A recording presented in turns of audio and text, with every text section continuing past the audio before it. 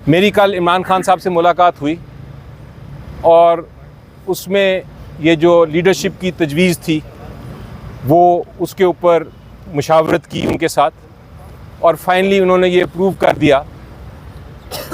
उन्होंने कहा कि फ़ौरन इंट्रा पार्टी इलेक्शंस आप कराएं कानून के मुताबिक, अपने आइन के मुताबिक, और इलेक्शन कमीशन ऑफ पाकिस्तान को कोई बहाना ना दें कि वो बल्ला पीटीआई को ना दें।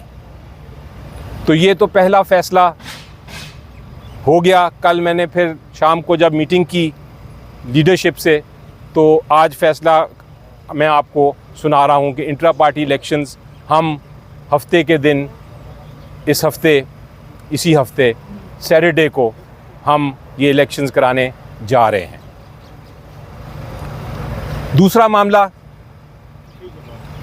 मामला एक बड़ा अहम गर्दिश कर रहा था, मुख्तलिफ़ फोरम्स पे उस पर तबसरे हो रहे थे, और वो ये थे कि क्या इमरान खान साहब चेयरमैन का इलेक्शन, ये इंट्रा पार्टी इलेक्शन जो होने जा रहा है, इसमें क्या इमरान खान साहब चेयरमैन का इलेक्शन लड़ेंगे या नहीं। जब इससे पहले मेरी मुलाकात हुई थी इमरान खान साहब से जेल में, तो उन्होंने कहा था, आप जो मेरी कानूनी टीम है, आप मुझे 2 मशवरे दीजिए। पहले ये कि क्या मैं ये इलेक्शन कानूनी तौर पे लड़ सकता हूँ कि नहीं, और दूसरा कि अगर मैं लड़ सकता हूँ तो क्या ख़तरात नज़र आते हैं आपको, क्या ख़तरे हैं कि पीटीआई को जो इलेक्शन है उसको इलेक्शन कमीशन ऑफ पाकिस्तान फिर भी कलअदम करार दे देगा सिर्फ इस वजह से कि मैं इलेक्शन में हिस्सा ले रहा हूँ। उस मीटिंग के बाद कानूनी टीम बैठी और हमने पहले जो सवाल था उसका जवाब ढूंढा। हमारे मुताबिक जो इमरान खान साहब हैं उनके ख़िलाफ़ सिर्फ़ एक मुकदमा है, एक केस है जिसमें फ़ैसला हुआ है, और वो है तोशाखाना का केस। और उस तोशाखाना के केस में उनको सज़ा एक लोअर कोर्ट ने सुनाई गई। हमारे मुताबिक वो सज़ा भी बिल्कुल गैर आइनी और गैर कानूनी है। सबसे बड़ी बात यह है कि उसमें मौका ही नहीं दिया गया कि आप अपनी जो डिफेंस है, अपनी जो शहादत है, वो आप पेश कर सकें। तो जब एक केस में आपको शहादत पेश करने की इजाज़त ना दी गई हो, आप अपनी दफ़ा कर ही ना सकते हों, तो वो फिर केस जो है वो आइन के मुताबिक वो बिल्कुल ही गैर कानूनी और कलअदम केस है। दूसरी बात यह है कि जिस किस्म का इल्ज़ाम लगाया हुआ है, उस इल्ज़ाम की वजह से आप वैसे भी डिस्क्वालीफाई नहीं हो सकते। आपने अगर चोरी की है, आपने डाका डाला है, आपने करप्शन की है, फिर तो आप नाअहल हो सकते हैं। लेकिन सिर्फ ये कहना कि आपने डिक्लेयर नहीं किया तोशाखाना के गिफ्ट्स को, उस किस्म के मामले पे आप वैसे भी नाअहल नहीं हो सकते। तो पहले सवाल का जवाब बड़ा क्लियर था कि इमरान खान साहब इंटर पार्टी इलेक्शंस में हिस्सा ले सकते हैं। अब आया दूसरे सवाल का जवाब जो हमने सोचा। दूसरे सवाल का जवाब ये था, दूसरा सवाल ये था, मैं दोबारा दोहराता हूँ, कि क्या ख़तरात हैं कि अगर इसके बावजूद कि वो नाअहल नहीं हैं, वो इंट्रा पार्टी इलेक्शंस में हिस्सा लेते हैं, तो क्या ख़तरात हैं। इलेक्शन कमीशन ऑफ पाकिस्तान कोई ऐसा आखिरी वक्त पे गैर आइनी और गैर कानूनी फ़ैसला तो नहीं कर सकता जिसकी वजह से पीटीआई को बल्ला ना मिले और पीटीआई के कैंडिडेट्स जो हैं उनकी नॉमिनेशंस कैंसिल हो जाएं। तो ये ख़तरा बिल्कुल था, क्योंकि वो फ़ैसला जो है वो अभी तक सस्पेंड हुआ है। जो तोशाखाना का है वो फ़ैसला सस्पेंड ज़रूर हुआ है, लेकिन उसका फ़ाइनल फ़ैसला नहीं हुआ। तो ये मामला जब हमने डिस्कस किए, तो कल इमरान खान साहब के पास मैं ये लेके गया, साथ बाकी भी वकला थे, और उनको ये हमने दोनों सवालात के जवाब दिए। तो उन्होंने कहा कि मैं कोई बहाना नहीं देना चाहता इलेक्शन कमीशन ऑफ पाकिस्तान को कि वो पीटीआई के इलेक्शन में, जो जनरल इलेक्शन है नेशनल असम्बली और प्रोविंशियल असम्बली के में का, उसमें वो बल्ले का निशान ले लें या इलेक्शन में हिस्सा ना लेने दें या कैंडिडेट्स की नॉमिनेशन जो है उनको रिजेक्ट कर दें। मैं किसी किस्म का ये ख़तरा मोलना नहीं चाहता, क्योंकि पब्लिक हमारे साथ है। इलेक्शन जब होंगे हम इंशाल्लाह जीतेंगे। मैं इलेक्शन में हिस्सा लेना चाहता हूं, जनरल इलेक्शन में।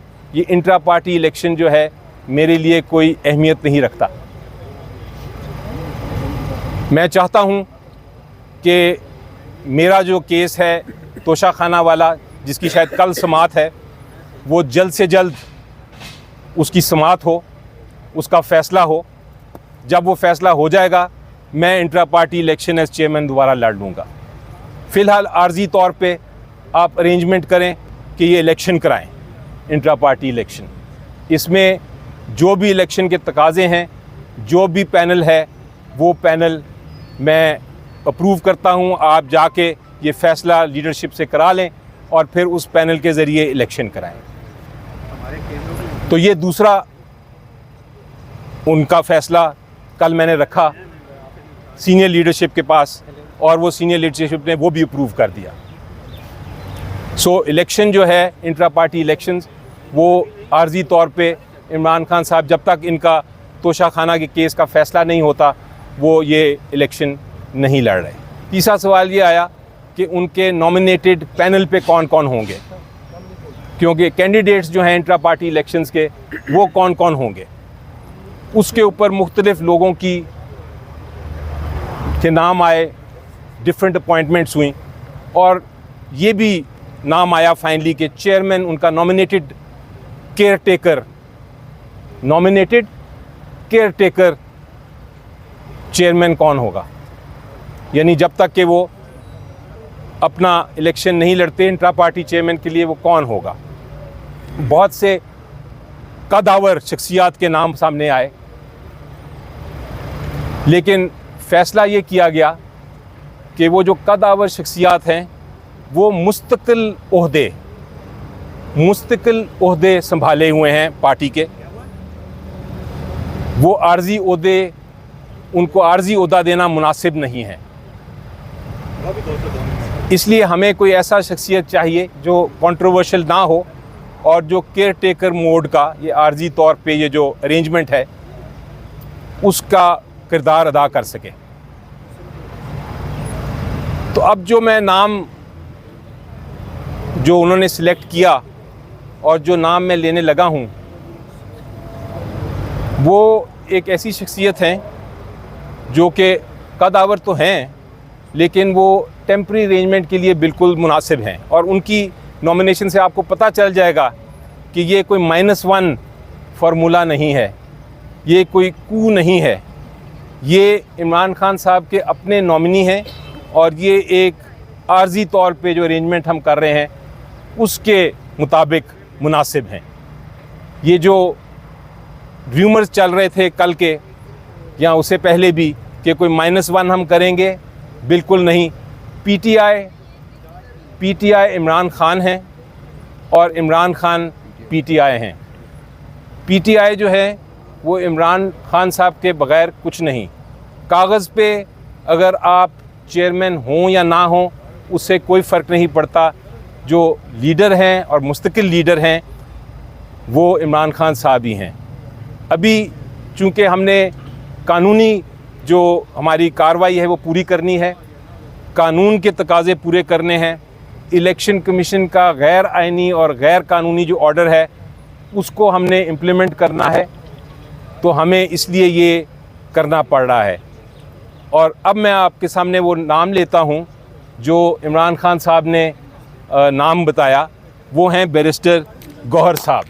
बैरिस्टर गौहर साहब जो हैं हमारे बहुत लीगल टीम के अहम ओहदेदार हैं, एक रुकन हैं और वो ये टेम्परेरी जो उनका एक नॉमिनेशन है वो उसको इंशाल्लाह पूरी तरह निभाएंगे। इसके अलावा अगर कोई सवाल हो